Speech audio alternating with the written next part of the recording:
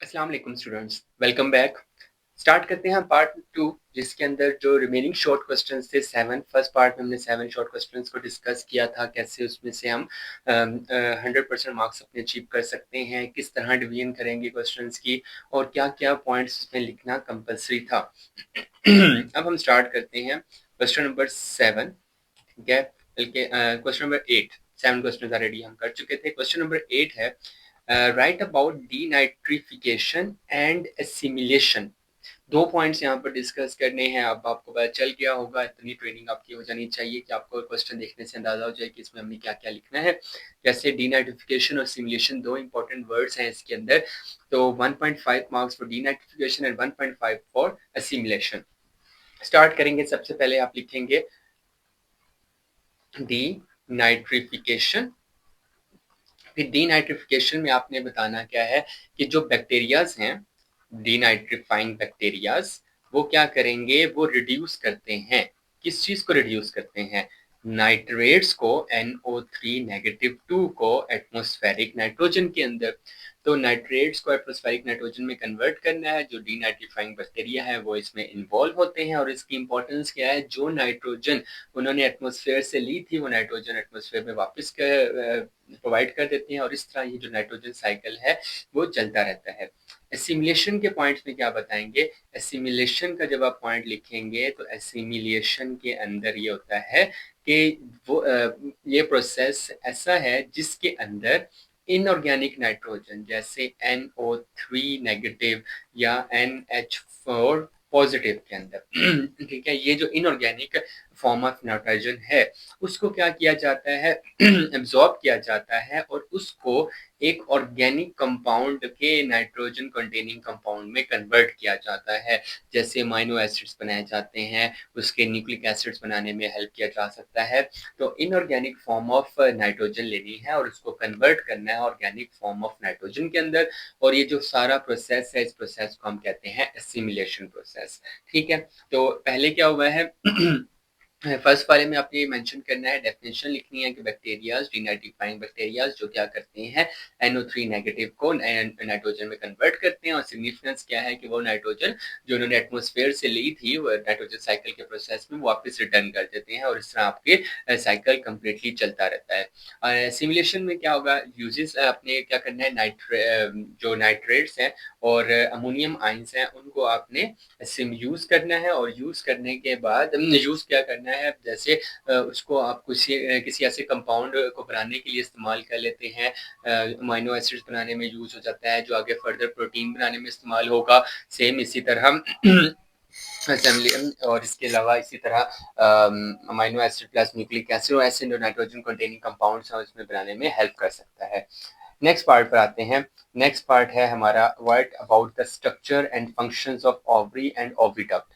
तो स्ट्रक्चर बताना है, फंक्शन बताना है ओवरी का भी and oviduct female reproductive system के अंदर क्या है। तो पहला आपका पॉइंट होगा ओवरी का, और ओवरी का स्ट्रक्चर और फंक्शन बताने के 2+1 मार्क्स हैं। पहले हमने ओवरी का बताना है और फिर ओविडक्ट का बताना है। ओविडक्ट का 1 मार्क्स, स्ट्रक्चर फंक्शन, और इस तरह ओवरी का स्ट्रक्चर फंक्शन 2 मार्क्स के हैं। ओवरीज के बारे में बताएंगे तो ओवरीज जो होते हैं पेयर्ड फॉर्म के अंदर होते हैं। स्ट्रक्चर की बात कर रहे हैं तो स्ट्रक्चर पेयर्ड फॉर्म में आ जाएगा। फिर इसी तरह अच्छा, इसकी शेप क्या है? शेप जो है वो एलिमेंट्स के साइज की तरह की, एलिमेंट की शेप जैसी है। 2 पॉइंट्स हो गए। तीसरा पॉइंट क्या लिखेंगे, लोकेशन क्या है, ये होती है लोअर एब्डोमेन के अंदर। 3 पॉइंट्स हो गए, ठीक है। और इसके अंदर बहुत सारे ओवेरियन फॉलिकल्स होते हैं, तो ओवेरियन फॉलिकल्स वाला पॉइंट आप यहाँ पर मेंशन कर सकते हैं। वो डिफरेंट स्टेजेस के अंदर डेवलप होंगे। तो ओवरी का आपने ये स्ट्रक्चर इस तरह डिफाइन कर लेना है। अच्छा, नेक्स्ट इज ओविडक्ट। ओविडक्ट का जब हम स्ट्रक्चर बताते हैं, ये क्या है, ये एक ट्यूब है जो कहाँ से निकलेगी, जो निकलेगी ओवरी से, और इसको कहाँ लेकर जाती है, यूटिरस तक लेकर जाती है। इसे फैलोपियन ट्यूब भी कहा जाता है। ये ओविडक्ट वो वाला है। अब ओविडक्ट और फैलोपियन ट्यूब इन दोनों के फंक्शंस पे आते हैं। जो पहला फंक्शन है जो किसका है, ओवरी का है, वो है ओवरीज का फंक्शन है, फंक्शन हम लिखेंगे कि इसमें होती है ओजेनेसिस, एग फॉर्मेशन जो होती है वो ओवरीज के अंदर होती है। और ओविडक्ट का क्या काम है, ये है हमारे पास साइट ऑफ फर्टिलाइजेशन। तो जो साइट ऑफ फर्टिलाइजेशन है वो ओविडक्ट है, और ओवरीज जो है वहां पर एग फॉर्मेशन होती है, एग वहां से निकलता है, ओविडक्ट में आके सेटल करता है, वहां पर फर्टिलाइजेशन होती है, और अगर फर्टिलाइजेशन कंप्लीट होती है वो यूट्रस पर आकर प्लांट हो जाता है। तो आपने पहले स्ट्रक्चर लिखना है, स्ट्रक्चर, फिर उसके बाद जेनेसिस, उसका फंक्शन लिख दिया, फिर आपने ओविडक्ट का स्ट्रक्चर, फिर ओविडक्ट का फंक्शन। तो इस तरह आपके ये 3 मार्क्स कंप्लीट होंगे, 2 marks for ovaries and ovaries के स्ट्रक्चर और ओविडक्ट के स्ट्रक्चर पे, और 1 मार्क्स है फंक्शन का। What is Y linked inheritance, how these traits are transmitted, give at least 2 examples। 2 examples के थ्रू आपने इसे एक्सप्लेन भी करना है, और बताना ये है कि वाई लिंक्ड इनहेरिटेंस होती क्या है और ये ट्रांसमिट कैसे करती है। तो सबसे 1 मार्क्स के लिए, फर्स्ट मार्क्स के लिए आपने क्या बताना है, वाई लिंक ट्रेड्स क्या होते हैं। वाई लिंक ट्रेड्स को हम हॉलेंड्रिक ट्रेड्स भी कहते हैं, हॉलेंड्रिक इनहेरिटेंस भी कहा जाता है। अच्छा, ये वो वाले इनहेरिटेंस हैं जो कंट्रोल कौन करता है, वाई जीन। ठीक है, वाई वाला जो homologous non homologous chromosome region है ऑफ द क्रोमोसोम्स, वो आपको कंट्रोल करते हैं। जो वाई लिंक्ड इनहेरिटेंस है उसे हॉलेंड्रिक इनहेरिटेंस भी कहा जाता है। नेक्स्ट पार्ट है how these traits are transmitted. ठीक है, ये जो ट्रेड्स ट्रांसमिट कैसे होते हैं, ये ट्रेड्स ट्रांसमिट होते हैं डायरेक्ट फादर से सन्स की तरफ। ठीक है, जैसे अगर आपके पास क्रॉस करवाते हैं एक फीमेल का एक मेल के साथ, तो फीमेल का और जब मेल का क्रॉस होता है तो उसमें प्रोबेबिलिटी होती है 2 चीजों की। फीमेल के जो हार्मोन्स होते हैं वो क्रोमोसोम्स होते हैं वो एक्स और एक्स, और इसी तरह मेल जो होता है वो एक्स और वाई होता है। इससे 50-50% चांसेस होते हैं कि फीमेल जो हो, और 50% चांसेस होते हैं कि मेल हो। और जब भी फीमेल होगी उसका एक्स एक्स ही हो गया क्रोमोसोम्स, एक्स क्रोमोसोम्स, और अगर वो मेल है तो उसका वाई पार्ट ही होगा। तो फादर से डायरेक्ट जो सन की तरफ आया है वो वाई जो इन जीन है वो ट्रांसमिट होते हैं। तो जो वाई की इनहेरिटेंस होती है उसकी ट्रांसमिशन होती है from father to son. Next is examples बतानी थी, थर्ड पॉइंट में हमने एग्जांपल्स बतानी है। एग्जांपल्स में क्या है, हाइपर ट्राइकोसिस इसका एग्जाम्पल हो सकती है। ईयर्स जो होते हैं वो हेरी होते हैं, ये मेल कैरेक्टर है वो उनको फादर की तरफ से आता है, हाइपरट्राइकोसिस कहते हैं। अच्छा, इसके अलावा जो है मेल सेक्स को डिटरमाइन करने के लिए सेकेंडरी सेक्स कैरेक्टरिस्टिक्स जो होती हैं वो भी फादर की तरफ से आती हैं। मेल सेकेंडरी सेक्स कैरेक्टरिस्टिक्स भी फादर की तरफ से आ रही होती है। तो एग्जांपल्स आपके 2 लिखनी है आपने कोई सी इस तरह की जिसमें वाई कैरेक्टरिस्टिक्स के जो जीन्स हैं वो ट्रांसमिट होते हैं। Next is name and briefly explain the growth phases of the bacteria।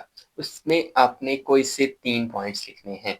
जैसे सबसे पहला फेज जो होता है नेम बताना है और एक्सप्लेन करना है। पहले तो हम नाम लिख लेते हैं।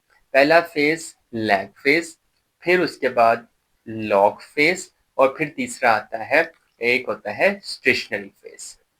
लैग फेज के अंदर वो होता है जिसके अंदर जैसे ही बैक्टीरिया जो है मेटाबॉलिकली एक्टिव हुए हैं, ठीक है, सेल डिवीजन अभी स्टार्ट नहीं हुई, अभी तो लैकिंग कर रहे हैं, वो अभी स्टार्ट कर रहे हैं। फिर इसके बाद एक लॉग फेज आता है जिसमें सेल डिवीजन स्टार्ट होती है और एक्सपोनेंशियल ग्रोथ होती है। ठीक है, और स्टेशनरी फेज के अंदर उनकी पॉपुलेशन जो सेल डेथ है और सेल ग्रोथ है वो दोनों इक्वल हो जाते हैं।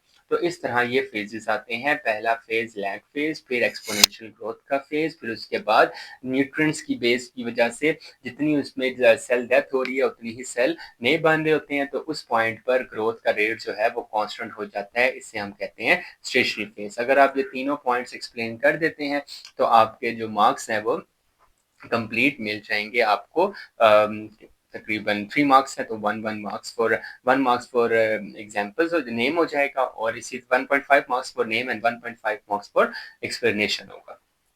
अच्छा, next is complete the table with reference to enzymes. Enzymes के अकॉर्डिंगली हमने ये टेबल कंप्लीट करना है। जब अगर आप टेबल कंप्लीट करें तो देखें इसमें कितने पॉइंट्स हैं, 1 2, 3, 4, 5, 6 6 पॉइंट्स हैं अगर आपने लिखने हैं तो 3 मार्क्स का ये क्वेश्चन है। 2 पॉइंट्स आपकी अगर ठीक है तो 1 मार्क्स आप अचीव कर लेंगे, और अगर आपका 1 पॉइंट ठीक है तो 0.5 मार्क्स आपको मिलेगा। अच्छा, सबसे पहला वाला है break large molecules with water. Large molecule को वाटर के साथ ब्रेक करता है, और ऐसे जो एंजाइम्स होते हैं उनको हम हाइड्रोलाइसिस कहा जाता है।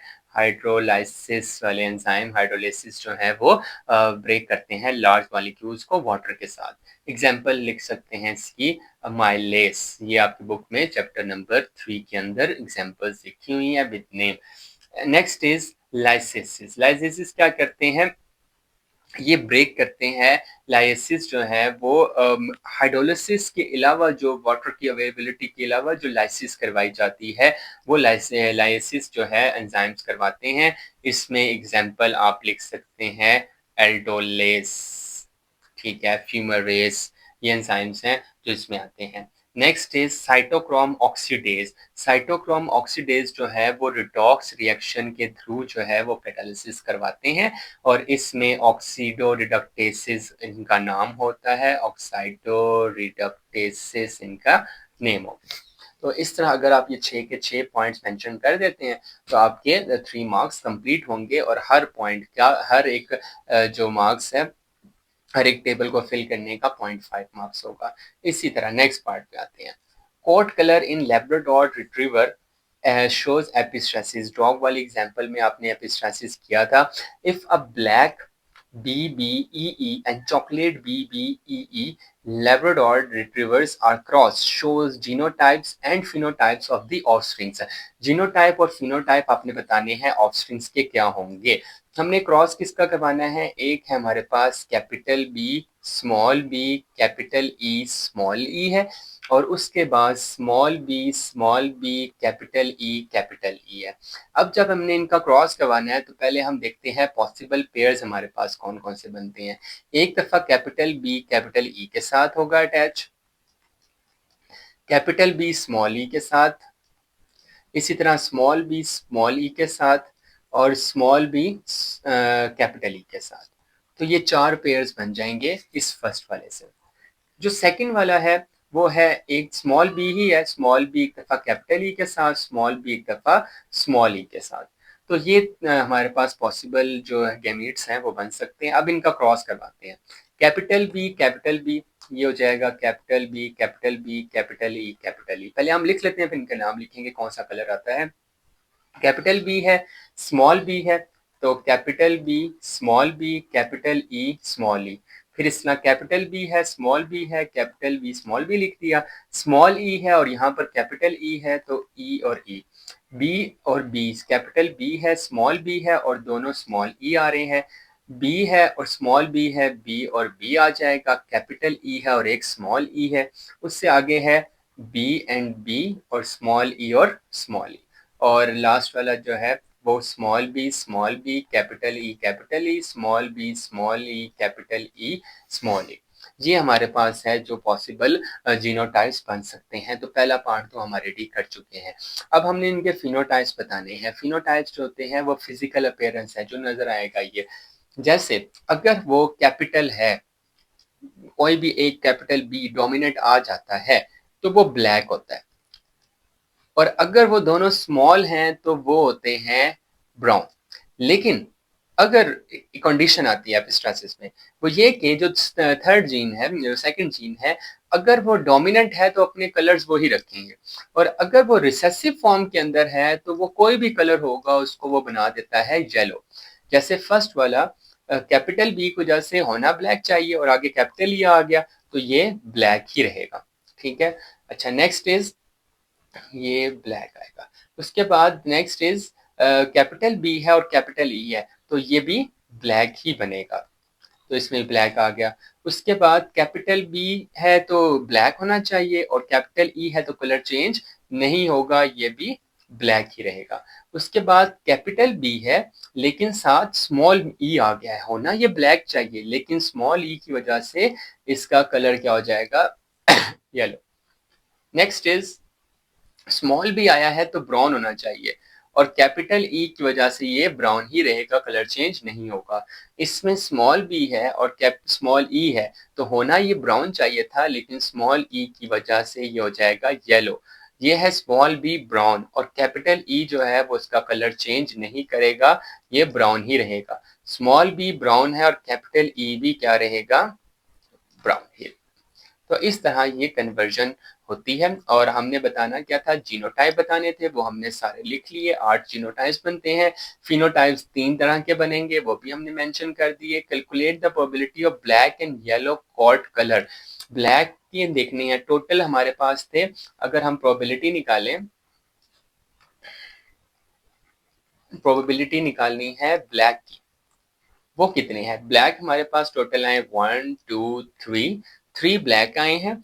तो ओवरऑल कितने थे, टोटल थे 8, तो 3 आउट ऑफ 8 इसकी प्रोबेबिलिटी होगी। और अगर हम येलो कलर वाले की प्रोबेबिलिटी निकालें, तो येलो वालों की 2 हमारे पास येलो आए हैं, तो 2 डिवाइडेड बाय 8 जो है वो इसकी प्रोबेबिलिटी बनती है, या इसे 1/4 लिख सकते हैं। तो जो प्रोबेबिलिटी निकालनी है उसमें क्या है, जितने भी फिनोटाइप्स आए हैं, जो भी आपसे डिमांड की गई है, उसको डिवाइडेड बाय टोटल। यहाँ पर टोटल 8 थे, जिसमें से 2 येलो थे, तो 2/8। और यहाँ पर टोटल 8 थे, जिसमें से 3 जो है वो ब्लैक थे, तो 3/8 इसकी फॉर्म बन जाएगी। थोड़ा सा ये लेंथी क्वेश्चन था, बाकी क्वेश्चन से रिलेटेड अगर हम कंपेयर करें। तो नेक्स्ट क्वेश्चन पे आते हैं। वो क्या है, illustrate the conversion of pyruvic acid और to acetyl CoA as a link reaction between glycolysis and Krebs cycle. ठीक है, अब ये आपकी बुक में ऑलरेडी टॉपिक दिया हुआ है कि जो पायरुविक एसिड है उसमें पहले वो एसिटाइल CoA ऐड करवाया जाता है इन अ रिएक्शन, जो ग्लाइकोलिसिस और क्रेब्स साइकिल के बीच में होता है। ठीक है, तो पहले ग्लाइकोलिसिस से जब हम क्रेब्स साइकिल में जाते हैं, तो उसमें एक चीज क्या करते हैं, आप पायरुविक एसिड को पहले एसिटाइल CoA में कन्वर्ट करवाया जाता है। तो इसके लिए आपको क्या बताना है कि रिएक्शन लिखा हुआ है बुक में, वो आपने वहां पर मेंशन करना है कि सबसे पहले पायरुविक एसिड लिया जाता है, पायरुविक एसिड की करवाई जाती है decarboxylation.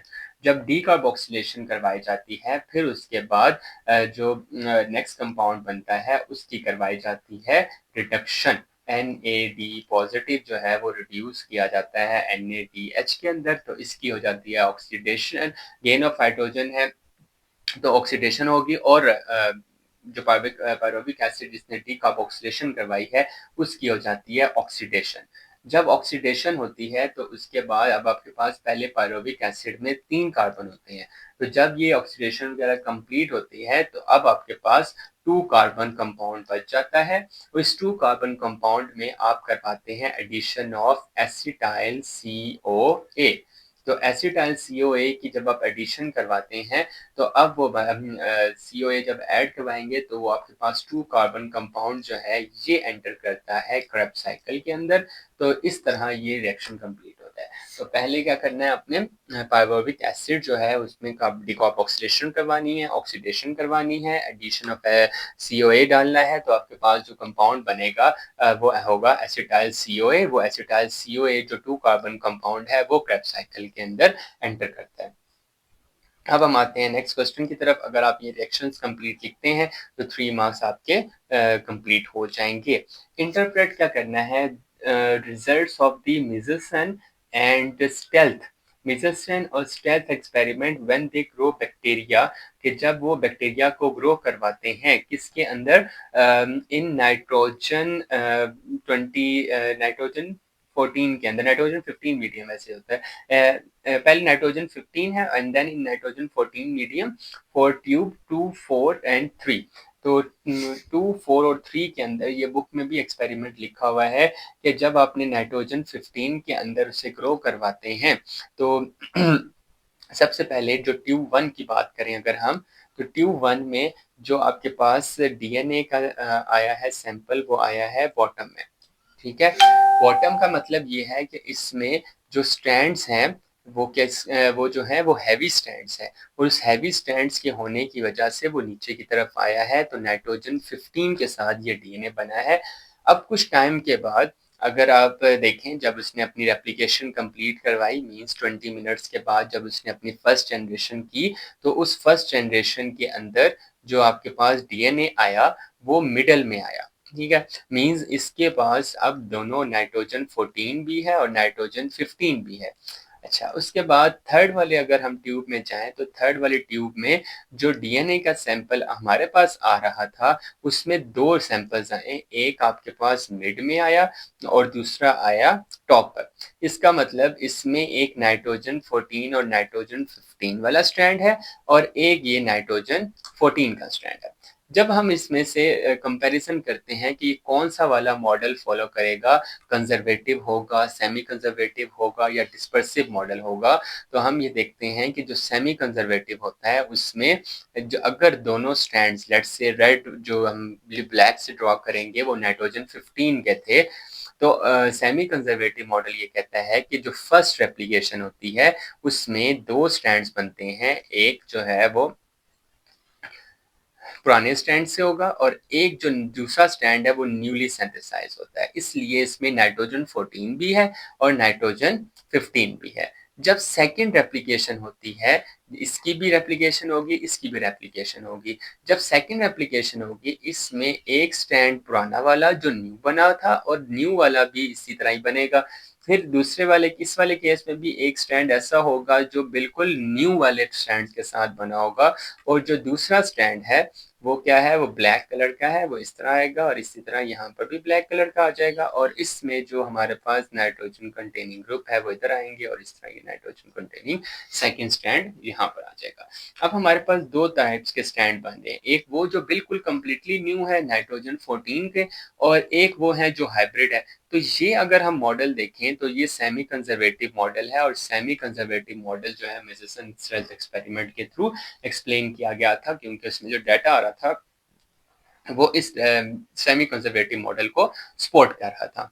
Next is right difference in flower stem and seed of the dicot. तो 3 पॉइंट्स यहाँ पर लिखे हुए हैं, 3 डाइकॉट एंड मोनोकॉट। हमने डिफरेंस लिखना है इनके अंदर, फ्लावर में क्या डिफरेंस होता है, स्टेम में क्या होता है और सीड के अंदर क्या होता है।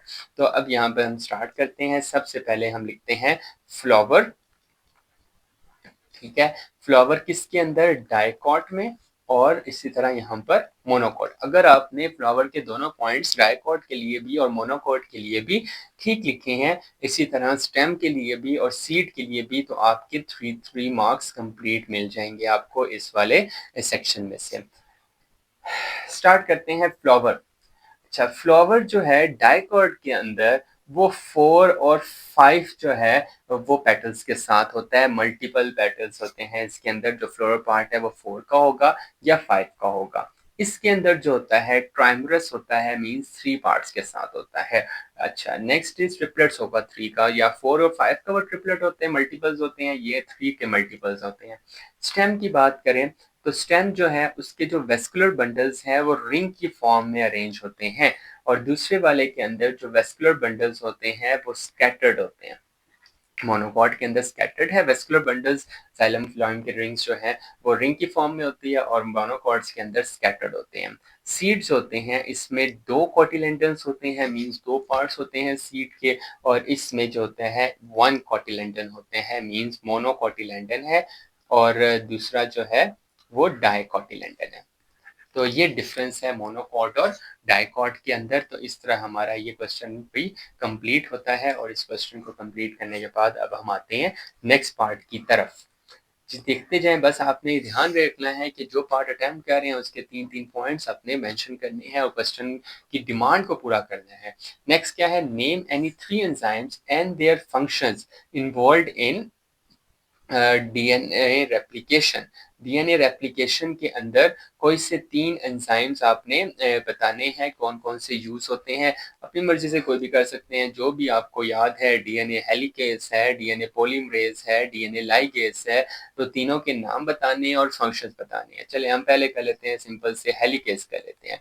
हेलिकेस का क्या काम होता है, हेलिकेस जो होता है वो जो नाइट्रोजनल स्पेसिस है अनबाउंड करने के बाद जो हेलिकेस है वो उसको कट करता है स्ट्रैंड्स को। तो इसका काम ये होता है कि ये कट करता है, सेपरेट करता है 2 स्ट्रैंड्स को। नेक्स्ट इज लाइगेस का ये काम है कि जब DNA replication complete Okazaki fragments बना रहे होते हैं तो वो आके वो ओकाज़की फ्रेगमेंट्स को ज्वाइन करता है, एक दूसरे के साथ अटैच करवाता जाता है। तो इसका काम ये होता है कि ये ज्वाइन करता है फ्रेगमेंट्स को। Third is DNA polymerase. कोई भी ले लें 1 2 3, हम 3 वाले को कर लेते हैं। डीएनए पॉलीमरेज 3 जो है उसका ये काम होता है कि वो न्यू डीएनए की फॉर्मेशन जो होती है वो इसके जिम्मे होती है और इसके ने 5 से 3 डायरेक्शन की तरफ स्ट्रैंड को जनरेट करना होता है और वो किसका काम है? DNA polymerase 3 enzyme. तो ये 3 के नाम लिखने हैं और 3 के फंक्शंस लिखते हैं। तो इस तरह आपके पास ये पार्ट कंप्लीट हो जाता है जिसमें नेम और फंक्शंस लिखने थे एंजाइम्स के जो डीएनए रेप्लिकेशन के अंदर इन्वॉल्व होते हैं। Next is elaborate the endosymbiont theory regarding evolution of chloroplast and mitochondria। अच्छा कि माइटोकॉन्ड्रिया कैसे बना और क्लोरोप्लास्ट कैसे बनता है। अगर आप इन दोनों पॉइंट्स को एक्सप्लेन करते हैं, क्लोरोप्लास्ट के 1.5 मार्क्स हैं, माइटोकॉन्ड्रिया के 1.5 मार्क्स हैं। तो ये है कैसे कि इसमें ये था कि जो हमारे पास बैक्टीरियाज हैं, ठीक है, ये आपके पास बैक्टीरिया है। इस बैक्टीरिया ने क्या किया कि जो क्या नाम है, इन्होंने होस्ट दिया कुछ सेल्स को। वो ऐसे सेल्स को इन्होंने होस्ट दिया अपने आप के अंदर, होस्ट बने उन सेल्स का जो क्या कर सकते थे?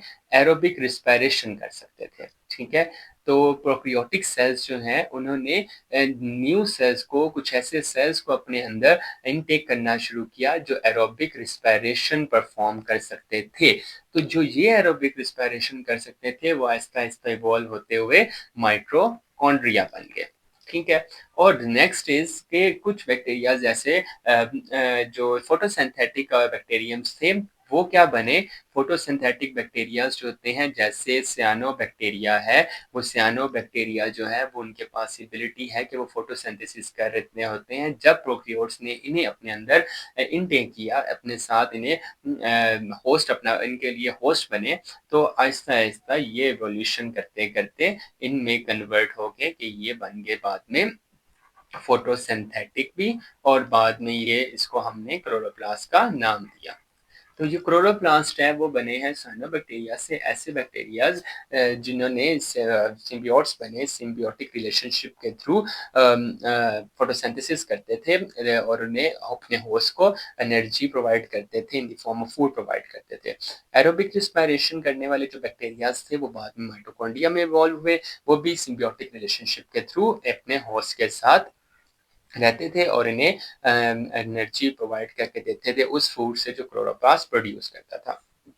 तो ये एवोल्यूशन वाले चैप्टर के अंदर पॉइंट्स मेंशन है, आप वहां से ये कर सकते हैं। Next is how is maltose different from sucrose in glycosidic linkage.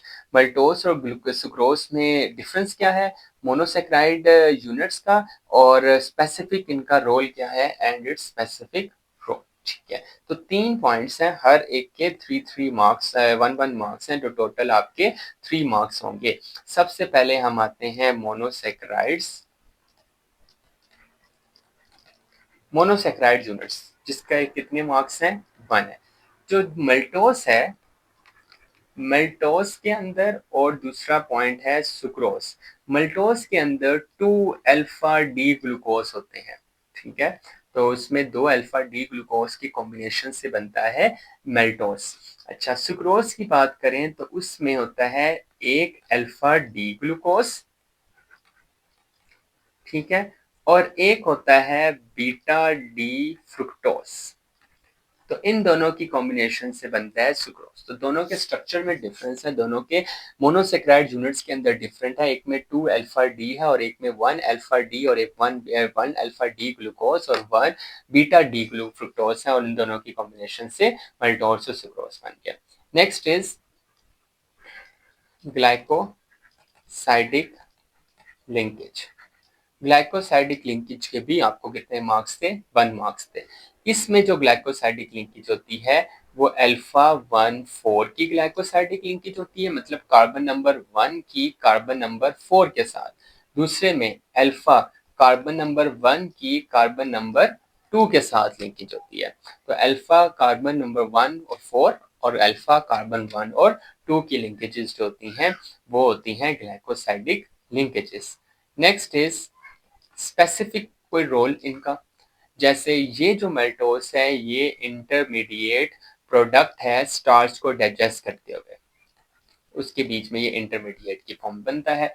और सुक्रोज की बात करें तो ये ट्रांसपोर्ट करते हुए जो शुगर हम यूज होती है प्लांट्स के अंदर, ट्रांसपोर्ट शुगर भी हम इसे कहते हैं।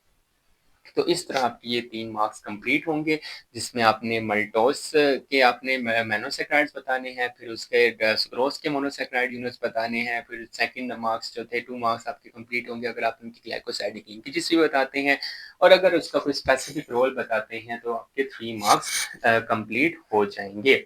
तो हम कर चुके हैं। लास्ट क्वेश्चन रह गया है, what are the limitations of Lamarckism. ठीक है, लिमार्किज्म की लिमिटेशन क्या थी? कि लिमिटेशन उन्होंने कहा था कि inheritance of acquired characteristics genetic होती हैं, लेकिन ऐसा कैसे हो सकता है कि जिस एक्सपेरिमेंटली तो ये डिस्प्रूव हुआ है कि जो आप अपने अंदर चेंजेस लेकर आते हैं बॉडी के अंदर, जो आप एक्सपीरियंस गेन करते हैं, या अपनी लट से एक ऐसा बंदा है जिसने मसल्स उसके बहुत ज़्यादा है, उसने एक्सरसाइज कर करके अपने मसल्स को डेवलप किए हैं, तो क्या नेक्स्ट जनरेशन में भी ऐसा होगा? तो ऐसा एक्सपेरिमेंटली प्रूफ नहीं है। तो फर्स्ट लिमिटेशन ये है कि इनहेरिटेंस ऑफ एक्वायर्ड कैरेक्टरिस्टिक्स जो है वो एक्सपेरिमेंटल डिस्प्रूवन है। नेक्स्ट क्या है? तो सोमैटिक सेल्स में चेंजेस जो है, चेंज इन सोमैटिक सेल्स जो है वो ऑटोनोमिक सेल्स होते हैं, ऑटोनोमिक क्रोमोसोम्स के अंदर चेंजेस आती हैं, तो वो जो जर्म लाइन सेल्स होते हैं उनके अंदर चेंजेस आती हैं, तो फिर वो आगे ट्रांसमिट होती हैं, लेकिन जर्म लाइन सेल्स जो होती हैं उनके अंदर चेंजेस नहीं आती। ठीक है, तो चेंज इन सोमैटिक सेल्स जो है वो नेक्स्ट लिमिटेशन थी। और थर्ड लिमिटेशन हम लिख सकते हैं विल और नीड फैक्टर, कि इनर डिजायर है तो आप वो मसल्स को ग्रो करवाएंगे, या वो जिराफ की जो नेक है वो इनर डिजायर की वजह से चेंज हुई थी, वो आगे ट्रांसलेट नहीं होती। इस तरह की जो थ्योरीज थी वो लुमार्किज्म के अंदर, यही इसके लिमिटेशंस थी। वहां पर आपके बुक में भी पॉइंट्स मेंशन है कि inheritance of quite character, use and disuse of organs, ये जो दोनों पॉइंट्स थे वो दोनों लिमिटेशंस थी इसकी, क्योंकि ये एक्सपेरिमेंटली डिस्प्रूवन है कि वो जनरेशंस ये जो आप एक्वायर करते हैं कैरेक्टरिस्टिक्स को ट्रांसमिट नहीं होते। Write characteristics of angiosperms with reference to the vascular tissues and alternation of generation. तो 1.5 मार्क्स है वेस्कुलर टिश्यू के, और इसी तरह 1.5 मार्क्स हैं अल्टरनेशन ऑफ जनरेशन के। वेस्कुलर टिश्यूज क्या है? जाइलम है और फिलोएम है। ठीक है, एंजियोस्पर्म्स के अंदर जो वेस्कुलर टिश्यूज होते हैं हाईली स्पेशलाइज्ड वेस्कुलर टिश्यूज होते हैं, जाइलम भी होते हैं, फिलोएम भी होते हैं। जाइलम के अंदर सीप ट्यूब एलिमेंट्स भी आपको मिलेंगे, और इसी तरह फिलोएम के अंदर वेसल एलिमेंट्स भी मिलते हैं। तो ये हाईली स्पेशलाइज्ड होते हैं। 14th का पार्ट हम भी कर रहे हैं, और उसके अंदर अपने वेस्कुलर बंडल्स के बारे में बताना था। दोनों तरह के वेस्कुलर बंडल्स हैं और हाईली स्पेशलाइज्ड है। सेकेंड पार्ट इसका था कि आपने अल्टरनेशन ऑफ जनरेशंस बतानी है कि कैसे होती हैं और किस में। अल्टरनेशन ऑफ जनरेशन आपने एक्सप्लेन करनी है इन एंजियोस्पर्म्स। तो अल्टरनेशन ऑफ जनरेशन जो है उसमें फर्स्ट ये है कि इसमें अल्टरनेशन ऑफ जनरेशन होती है, ये ठीक हो गया। सेकंड पॉइंट, जो स्पोरोफाइट जनरेशन है वो स्पोरोफाइट जनरेशन होती है डिप्लॉयड 2n के साथ होगी। ठीक है, और यहाँ पर ये वाली जो है वो डोमिनेंट होती है, तो स्पोरोफाइट जनरेशन डोमिनेंट है, फोटोसिंथेटिक होती है। थर्ड वाले पे आए, गैमीटोफाइट जनरेशन। गैमीटोफाइट जनरेशन जो है वो हैप्लॉइड होगी, एन होगी। ठीक है, और इसमें क्या होगा, ये रिड्यूस्ड होती है। पहली वाली डोमिनेंट थी तो ये रिड्यूस्ड होती है, पहली वाली इंडिपेंडेंट थी तो ये डिपेंडेंट है। तो अगर ये पॉइंट्स आपने लिखे हैं, पहले आपने वैसे एलिमेंट वो वेस्कुलर बंडल्स को एक्सप्लेन करना है, जाइलम भी है, फिलोएम भी है, और फिर बाद में अल्टरनेशन ऑफ जनरेशन के कुछ पॉइंट्स मेंशन करेंगे कि कैसी अल्टरनेशन ऑफ जनरेशन होती है, स्पोरोफाइट जनरेशन कैसी है, गैमीटोफाइट जनरेशन कैसी है। तो आपके 3 मार्क्स यहाँ पर कंप्लीट हो जाते हैं। तो इस तरह हमारा शॉर्ट क्वेश्चन आंसर का जो सेक्शन है वो कंप्लीट होता है फर्स्ट एनुअल बायो 2025 का जो पेपर हम सॉल्व कर रहे थे। तो नेक्स्ट वीडियो में इंशाल्लाह हम लॉन्ग क्वेश्चंस को अटेम्प्ट करेंगे कि लॉन्ग क्वेश्चंस में क्या क्या पॉइंट मेंशन करना आपके लिए कंपलसरी था, कहाँ से आपने अपने मार्क्स को लूज़ किया, कहाँ कौन कौन सी चीज़ें आपकी मिस कर दी हैं जो आपने पेपर में इंक्लूड करनी थी, और अब आपने वो मिस्टेक नहीं करनी। अब आप जो नेक्स्ट एनुअल सेकेंड एनुअल का पेपर देंगे उसमें आपने ट्राई करना है कि वो मिस्टेक्स को दोबारा रिपीट ना किया जाए जो आपने पहले अटैम्प्ट की थी, फर्स्ट अटैम्प्ट के अंदर की थी। कोई मसला नहीं होता इसमें, क्योंकि आप 9th-10th के अंदर आपको जो कॉन्सेप्ट दिया गया और वो जो प्रिपरेशन होती है वो थोड़ी सी डिफरेंट होती है as compare to first year second year.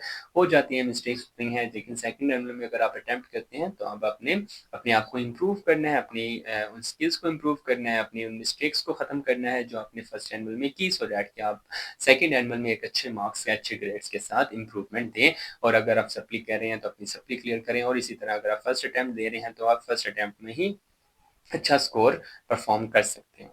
ठीक है, नेक्स्ट वीडियो तक के लिए अल्लाह हाफिज़। प्रिपरेशन बहुत अच्छी करें। Best of luck for exams.